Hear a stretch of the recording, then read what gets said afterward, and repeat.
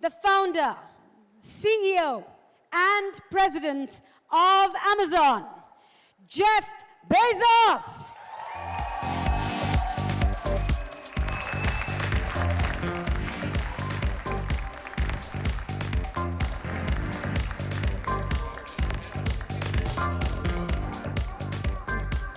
Shah Rukh and Zoya, it's now over to you for the next 30 minutes or so.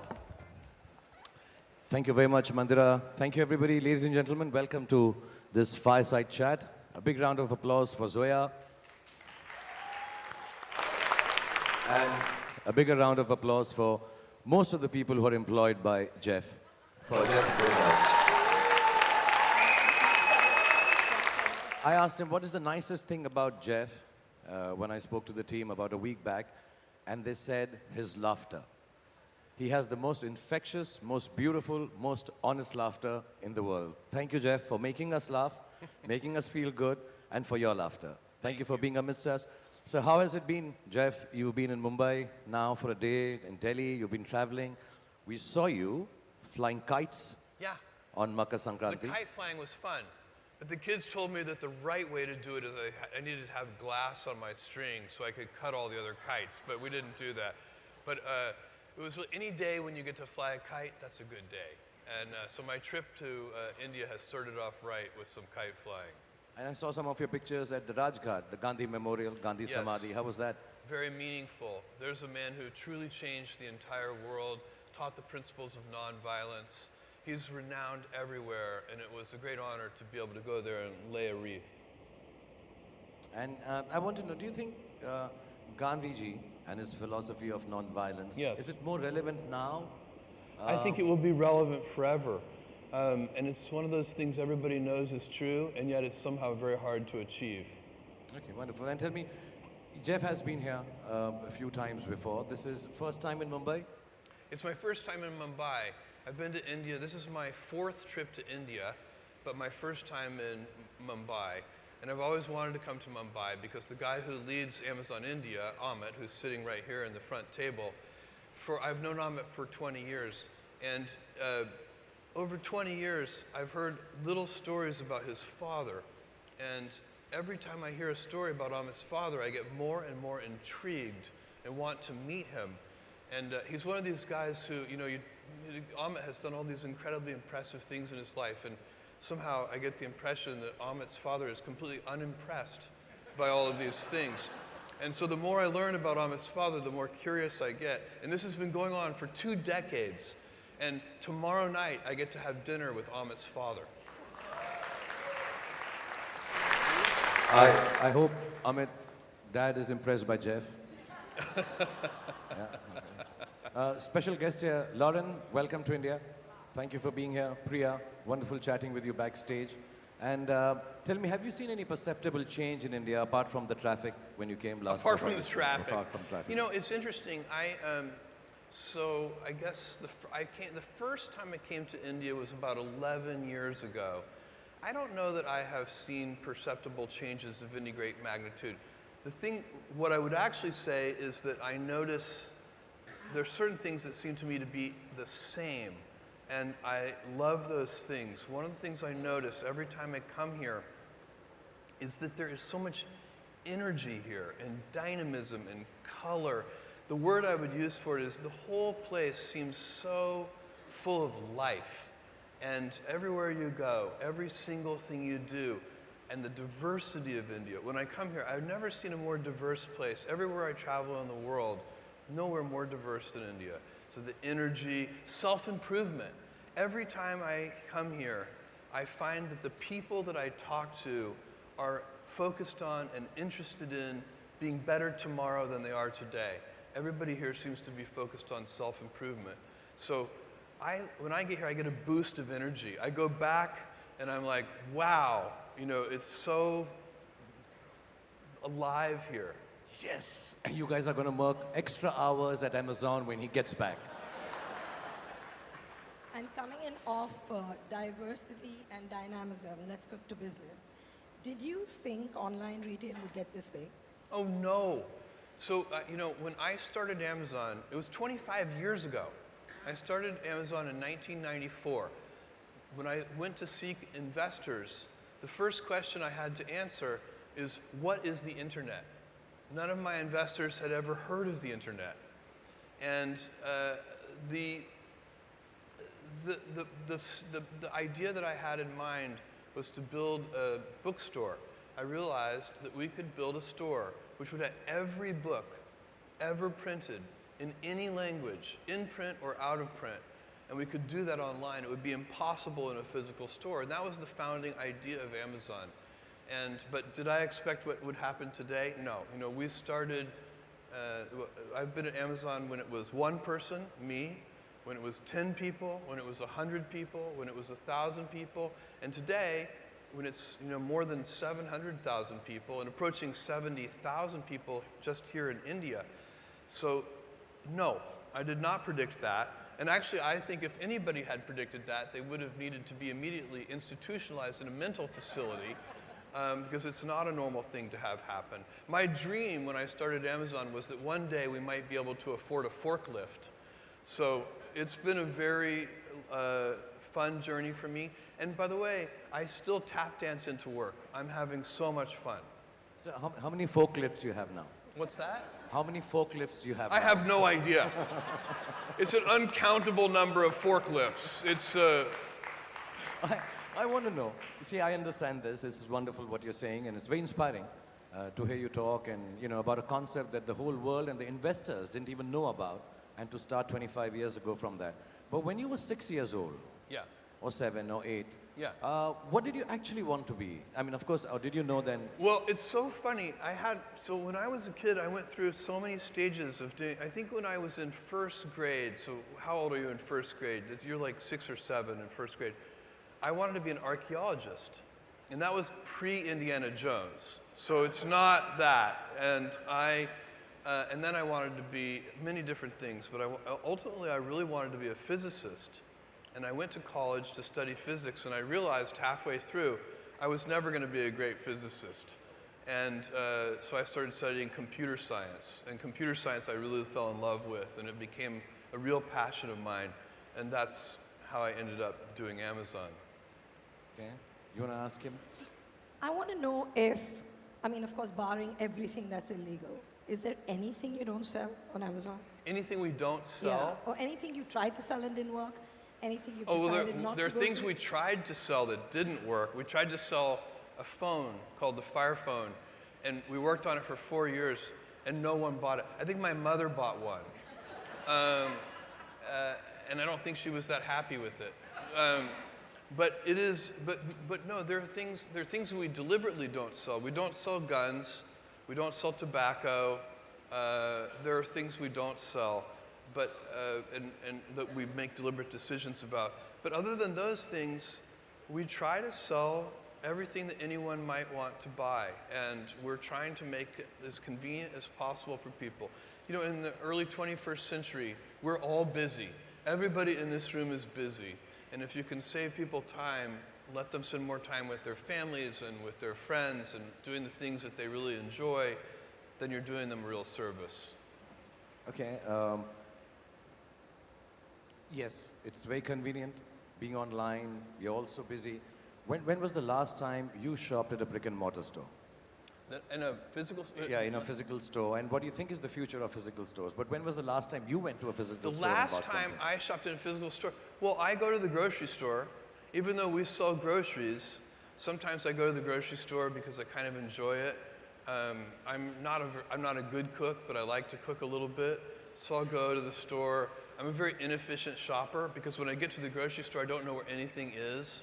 So I walk the aisles and I don't have a plan, but I'll put together some kind of meal and make a dinner. So yeah, probably the last time I went to a physical store was for groceries. When was the last Actually, time I you went to a physical store today. I went to a I Have Space store. I went to a tiny little, I forget the word, help me, what is it called? Kirana. Kirana.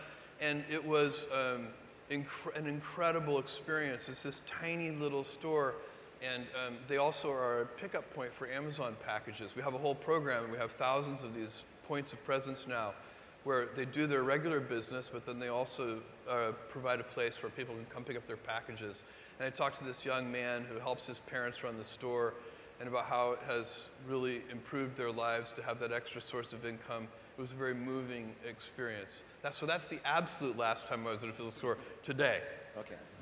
You should ask him this. When were you in a store? That's a good when question. When have you gone grocery shopping? I want to know. I do. See, I'm going to plug my own product. Yes, I do all my book shopping at Amazon. Thank you. All I my knew I books. liked you right away. My grocery is from Big Basket. And I have a confession to make. Don't make this a thing. But my underwear, still, I'm not confident to shop online. It's a boy thing. You know, you don't tell your size and stuff. So I feel Good awkward. to know. Okay, I want to know, do you shop on Amazon? Yeah. And if you have something, the service you don't like, Yeah. so do you just pick up the phone, call your team of 700,000 people, and tell them, I don't like this, change this, or You is know there a what I system? do? So I don't do this, it doesn't happen that often, but if I get a delivery that I don't like, maybe I don't like the way it's packaged or something, we have regular meetings of the senior executive team, and I bring the box to the meeting. And when I walk in, I haven't done this in a while, it's been a while, but when I bring in a box, everybody in the room is like, oh no, he's bringing in a box, because it's always some problem. But really the way I get feedback is primarily from my email address is very well known, and I keep it well known. And I get hundreds and hundreds of emails every day from customers, and they always have something interesting to say when something goes wrong. Because we have hundreds of millions of customers around the world, and no matter how good we are, we can still be better. You can always be better. Customers have a divine discontent, and they teach you if you listen to customers. So we watch for that, and we see patterns, and we can find places where it's not working, something's going wrong, and that's really how I get the feedback, is from customer input. And often, you know, in all caps, angry, you ruined my child's birthday because the gift didn't show up on time. And we take that, and what you really want to do is you take that, it's an anecdote, it's a single example, but you need to find the root cause. What went wrong deep inside the system? How did this happen? Because then you can fix it for everyone, so that that particular problem will never happen again. You don't just fix the symptom, you have to fix the root cause. And that's been the secret to our operational success for 20 years. Most of the people here, Jeff, are from, lots of them I see, are from the film industry. And it was very heartening when Amazon started creating original content. Yeah. And filmmakers, Zoya, Kabir Khan there, this is a pompous set of people. No. I'm telling you, trust me. You've just started Amazon Prime, 3 years, you'll find out. Okay. So we don't think of our films as just products, you know. Right. So there's a very clear demarcation, you know. Some of them think we do a film for the creative fun of it, Yeah. for the artistry of it. Yes. Oh yeah, this one is for business. We don't look down upon it, but we clearly demarcate it. Yeah. So we know this girl, this boy, artist, we won't make the money. This one is for money. Now you are into original content. The company's into original content in a big way. What's your stance on it? Are you still that person who says, no, I'm going to do this for the creativity, the artistry, forget the business?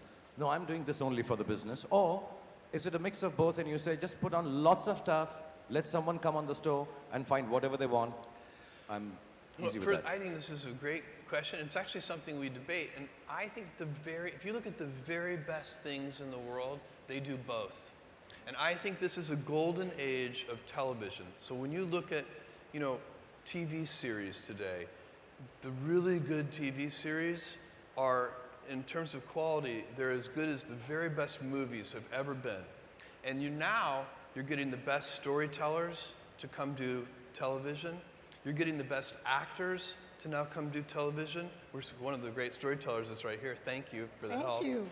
And this is a big deal when you can get the very best people, because this is one of those businesses where the viewer is always looking for something a little fresh. And so you can never find a formula, because as soon as you find a formula, it's not fresh anymore. They're always looking for something a little new. So it really takes human ingenuity. It takes people, the storytellers have to be in touch with the zeitgeist. And what I want Amazon Studios to be all over the world, I want us to be known as the most talent-friendly studio in the world. And the reason you need to do that, thank you,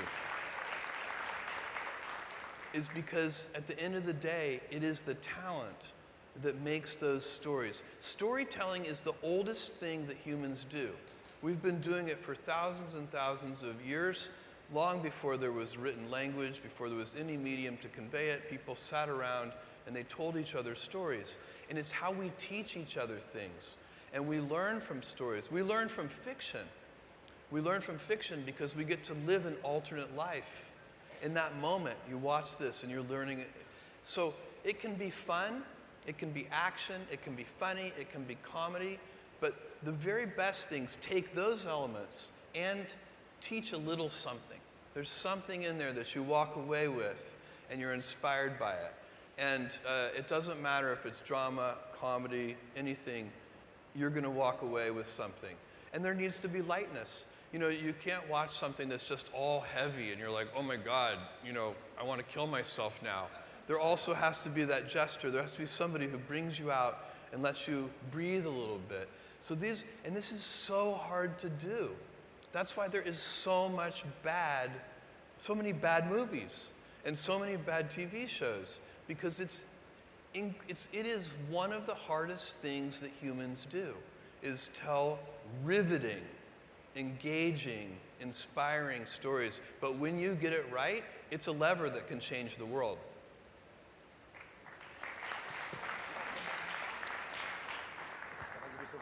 Are you a competitive producer? Sorry, I'm making him speak too much. Oh, you're giving me water. Yes. Okay. See, and he claims that the people in this industry are pompous. I don't believe him. I was talking to him backstage, and he's one of the most humble people I've ever met. It's only because my last few films haven't done well. That's all.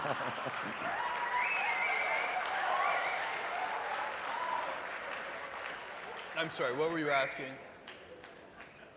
Are you a competitive producer? Or my what? A competitive producer, and I don't mean business-wise, I mean creatively. Like, would you see a film or a show on another platform, like what you described, which is brilliant, and be like, why don't I have this? Well, I have regrets. I mean, we've turned down things that later were so good, I wish we hadn't turned them down. But we've also picked up things that other people turned down, and we've made them great. And so the truth is, the storytelling is infinite. If I tell a good story, it doesn't make your story bad. There is not, these are not substitute products. You know, so it is, I don't feel like you get the best results with storytelling by trying to make sure that other people's stories are worse than your stories. This is one of those things where there can be a lot of good stories in the world. You're really competing not against others, you're competing against just the complexity of how hard it is. That's why you guys have all seen this. If you're in the entertainment business, there are movies and TV shows where you know the people involved, and every one of those people is talented, and still the final product is bad. It happens, and because there's a little bit of mystery to it. We don't know how to do it perfectly, and that's what makes it so fun, because there is an artistic element to it. It is not science. What are you watching right now? I just binge-watched season 4 of The Expanse, which is a show that Amazon, it's a science fiction show set in space. It's a show that Amazon picked up from the Sci-Fi Channel, and it's fantastic. They were canceling it. It didn't work on broadcast, but it's working really well on streaming. And so I'm really glad we picked up the show. And by the way, we did make it better. Season 4 is the best season of The Expanse. It's incredible. But I just watched the whole thing in a weekend. It's good. You started Prime Video in India 3 years ago. Yes. And since I'm a tiny part of it, and so is the company I work with. Thank you. Thank you. I just want to know how it's panned out for you. How's it working for you in India? It's working great. In fact, if we look at just in India, our number of hours watched in the last 2 years has grown by 6 times. We're doing, Amazon Video, Prime Video is doing well all over the world. It's doing well in Japan, it's doing well in Germany, it's doing well in the US, it's doing well in South America. It's doing well everywhere, but it's actually not doing, there's nowhere it's doing better than in India. And it's really incredible what is happening. And it drives, because it's the Prime membership program, from a business point of view, we also like the business results because it drives people to join Prime, and then once they've joined Prime, they enjoy the fast, free shipping, so they also buy a lot of products from us. So it's a vehicle to make fantastic content, and from a business point of view, it works for us as well. So we love it. We're doubling down. We actually just made a decision to double down on our Prime Video investments here in India.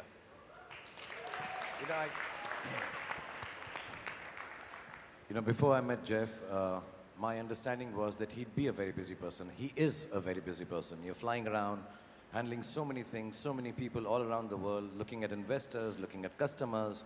But for a person who's so busy, he's the most easygoing and happy person that I've met in my life. Thank you for being so cool.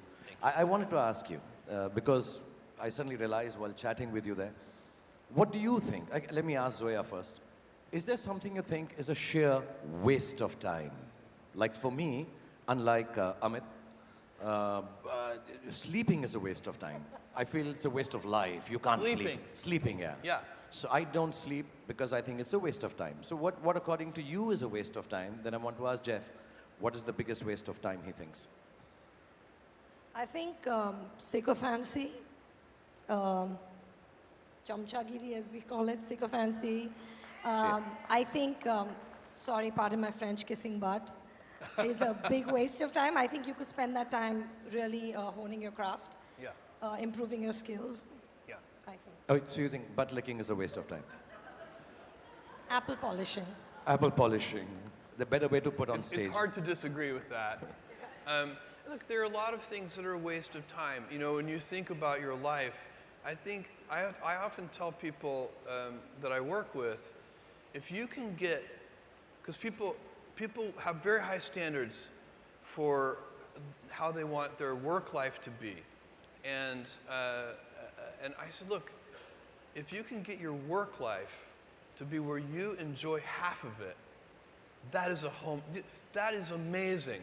Because very few people ever achieve that. Because the truth is, everything comes with overhead. That's reality. Everything comes with pieces that you don't like. You could be a Supreme Court justice, and there's still going to be pieces of your job you don't like. You can be a university professor, and it's still going to be, you have to go to committee meetings, and you have to do things. You know, every job comes with pieces you don't like. And we need to say, that's just how, that's part of it. And not resent those pieces, or try not to. But also try to minimize them. I tell senior executives, you should have the least stress. You know, there's this weird, I think, false idea that CEOs, I'm a CEO, there's this false idea that CEOs are under the most stress. Well, I look at that, I'm like, why? You're in charge. Why don't you delegate the stress? It's your choice. And so you have to figure out how to set up your life in such a way that you can minimize the things. And I find people don't dislike hard work. What people dislike is being out of control. Like they can't control their life. They can't control their environment. This happens to me when I get overscheduled. I hate being overscheduled. I want some time to be able to think and free myself. We all have the same amount of time in the world. Nobody has more time than anybody else. And when you become a very successful person, one of the things, you start to get overscheduled. You have this event. You had to agree to do this. And maybe last night you were like, why did I agree to do this? I have to go on stage tomorrow. I wish I were really with my family. And, you know, or I hope maybe not this case. Let's say that you like this one. But in general, that kind of thing happens. And so you have to guard your time and try to stay a little bit flexible. So that's, for me, it's not a waste of time, but I like to have some freedom of movement rather than having every minute of every day scheduled. Yeah, we make sure this fireside chat is 7 minutes more. Don't worry. We'll pack it up. Quickly, ask your questions quickly. I'm sure you've been asked this 500 times, but what is your one hot tip for somebody on the onset of their career? On the onset of their career? When they're just starting out. Well, so a young person starting their career, I think there are probably a lot of things. Some of them are very well known and people have heard them many times. They're still true. One of those is you should always focus on a young person should find something that they're passionate about to do. And that's not going to surprise anyone. It's a clear thing to do. It's very hard. If you don't love your work, you're never going to be great at it. I think the other thing I would suggest to any young person, even before they start their career, is to really think about their choices. Because I find young people, and when I was young, I made this mistake too. You can get very fixed on your gifts. So everybody has gifts. You know, you have gifts and you have things that you didn't get gifted. Maybe you're extremely beautiful. Maybe you're extremely good at mathematics. Maybe there are a lot of things that you can be given. But those things can confuse you because they're not the things that construct your life. It's your choices that construct your life, not your gifts. You can celebrate your gifts. Be proud of them. Be happy of them. Actually, don't be proud of them.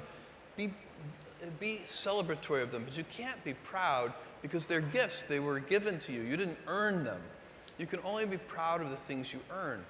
And so as I got older, I started to realize I wasn't proud of my gifts. I was always good at school. School was always easy for me. And I was always proud that I was a great student. I got A's in all my classes. I was good at math, all of that. And I thought that's who I was. But it's not true. Those are the things that are gifts. What was hard for me is deciding to work hard, deciding to use my gifts in certain ways, to challenge myself, to do things that I didn't think I could do, to put myself in uncomfortable situations. We all get, I would say to a young person, you can choose a life of ease and comfort, or you can choose a life of service and adventure. Which one of those, when you're 90 years old, are you going to be more proud of? Service and adventure for all the young entrepreneurs. There's an enterprise, a concept very close to your heart. Zoya and me, a week back, started reading upon it, watched some videos, and I don't know if very many people are aware of it. We'd like you to talk about the Blue Origin. Oh, yeah. What it is, how did it start, and what is your vision for it? Well, Blue Origin is my space company, and I have been interested in space since I was a 5-year-old boy. I watched Neil Armstrong and Buzz Aldrin step onto the surface of the moon, and I believe it's important that humanity expand out into the solar system. I think it's important for this planet. We have a very small planet, and humanity has now gotten very big. Anybody who doesn't believe in climate change, 20 years ago, maybe you could excuse people for wondering if it's real. Today, there's so much evidence. The people who don't believe in the problem of climate change are really fooling themselves.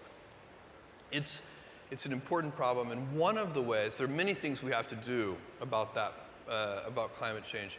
But long term, one of the things that we need to do if we want to continue to have a dynamic civilization, a dynamic species, is we need to go use the near infinite resources of space. And we can do that, but we need a new generation of entrepreneurs who can access space, and the infrastructure doesn't exist.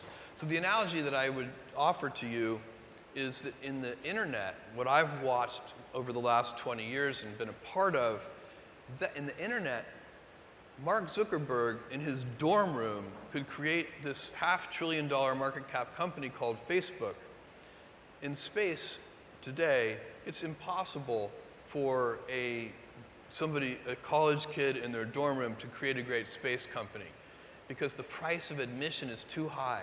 It starts in the hundreds of millions of dollars and goes up from there.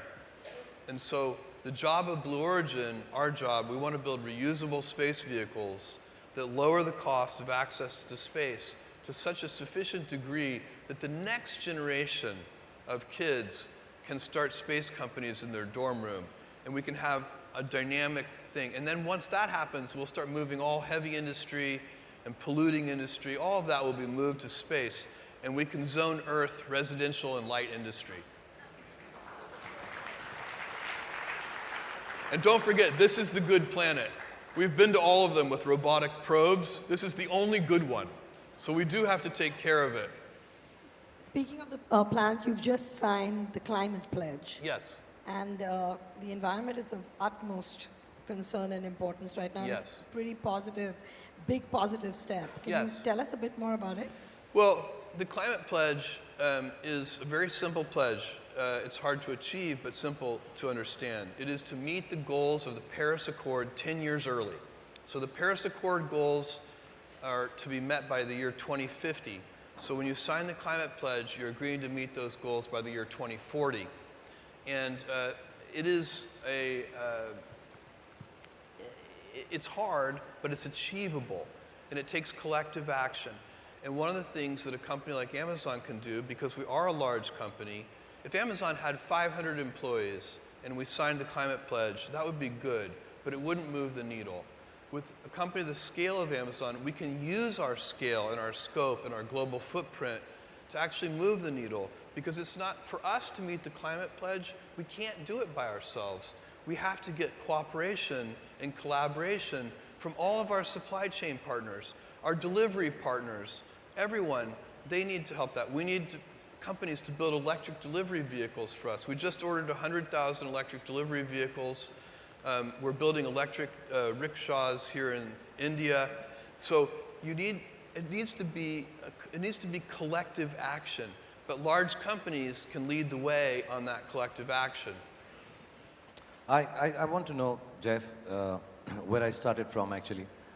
Is there a job, if it wasn't Amazon, if it wasn't business related, is there something else? You started all over again at this age and stage, and you took on a different profession.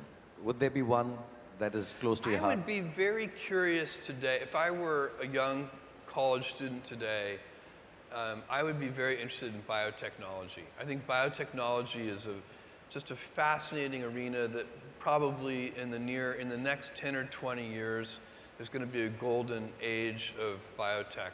One of the golden ages that's happening right now before our eyes is also artificial intelligence and machine learning. So that's another arena that I would be very interested in. My backup career is I'm a very good bartender. So if all else fails, you'll see me at the local bar and I'll be making your drinks slowly, but they'll be good. They'll be good, yeah. Was that your plan B? That was never plan B. The real plan B, if Amazon hadn't worked out, I would be an extremely happy software programmer. Do you usually have a plan B? Do you have? I don't have plan Bs. Do you have I plan actually Bs? don't like plan Bs. I find plan Bs are, they defocus you from plan A. Plan B should always be make plan A work. You have plan Bs? No. No, I'm taking this back from Jeff now. Plan B is to make plan A work. Yeah. That's it. No more plan Bs. Not only because of India, because I'm like that. I was chatting with you backstage. Zoya, are you superstitious about anything? Random things. You are? I am. I pretend I'm not superstitious. I pretend to be like very scientific, but I actually am superstitious a little bit. I have a pair of lucky boots. And, boots? I wear them every time. Blue Origin, they're Texas cowboy boots. And I wear them, they're giant. They're like, they come up to here and they have red stars on them. They're very flashy. And I wear them every time we launch our space vehicle. And we only had one failure at the very beginning of the program, and that's the only time I did not wear the lucky boots. So I present to you the evidence. So that's quite a sight. Every time you're launching a spaceship, You're in your boots? I put my boots on. Yeah, and Yeah. video. Yeah, That's no. okay. Yeah, That's wonderful. I put on the lucky boots. Lucky boots. So you have a superstition? Yeah, but it's super random. It's I mean, okay. His I don't know. is I random have it enough. since I was a kid, and I don't know. I think my mom's done this to me. So if I bump my head with anyone else's head, I have to do it again. Oh, that's interesting. I just have to re-bump my head with that person, and because or you'll grow horns. It's random, but it is what it is. Yeah, it's Well, logical. look, it seems to have worked out for you. Yeah, it's going good. It's been fine. No complaints. That's Now, nice. I'm going to ask you. Okay, I'm going to ask both of you. Who or how many are the most influential women in your life? And yours? Influential Yeah, people in of your course. life. I have 4, and they're watching the show, so they should not. One of them. I mean, one of them is not watching. Hopefully, she's watching somewhere. Mom, sister, wife, and daughter. The 4 most influential women in my life. Nice. The most influential people in my life were my grandparents.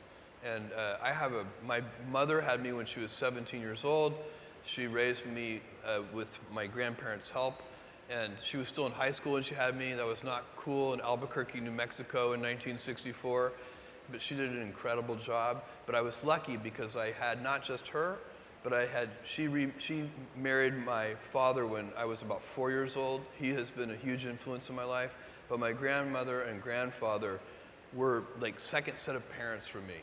And you learn different things from them because they're at a different stage of life and they know different things, they're calm about certain things. It was a huge gift to me. My grandfather had a ranch in Texas, and I spent all my summers there from like age 4 to 16, and he was the most self-reliant person. He did all of his own veterinary work, all the things, I mean, and to observe him solve problems and figure out how to do things with no tools and no resources and, very small amounts of money, it was a huge education from an early age. So we were very lucky. One of the things that I know people who have, they don't have great family situations, and sometimes they break that cycle, and they are the ones who pull out of it. Those people are the ones I reserve my highest admiration for. My next question is, I don't even know if you are in that stage now, and you told me as a CEO you don't take too much stress, and I'll ask you this too. Are there any kind of people, I don't know if you hire and fire people anymore, but are there any kind of people that you would never hire to work with you? Interesting question. I don't like mean people. Mean people. I mean, I don't mind cutthroat people. I don't mind people that are ambitious, that are shrewd, that are smart. I don't like people that are mean. I don't like that energy around me. I don't like people belittling other people. I would fire. Okay. You're okay with guys with boots? Yeah. Okay. That's fine. I only hire people who bump heads twice. Okay. That's it. I got a job. Let me quickly do this. My problem is I've paid enough to Amazon. It's time you started paying me back. So.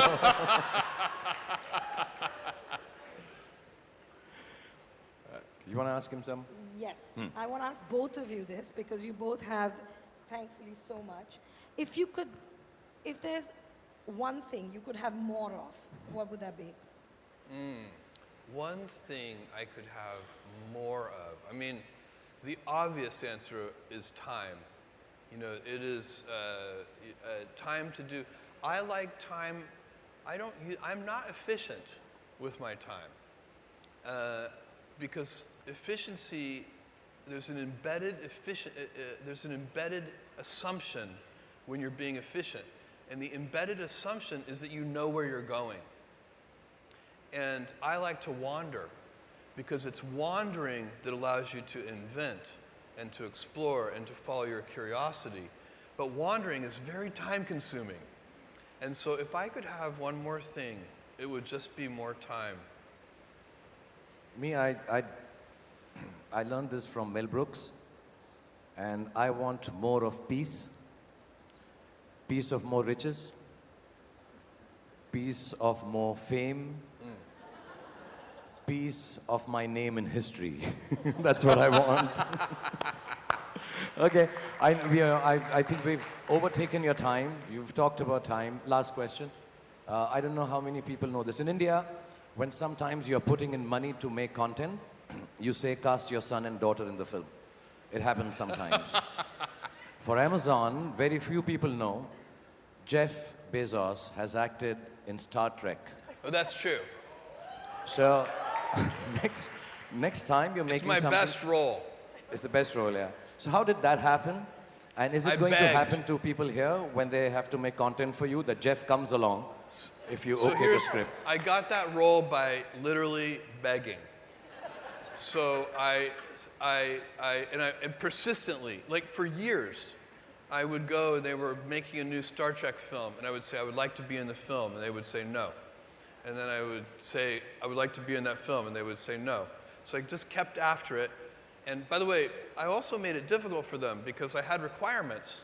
I said, you can put makeup on me, make me an alien, no one will know it's me. However, I need it to be a speaking role, and it needs to be a pivotal scene so that my line cannot be cut on the cutting room floor.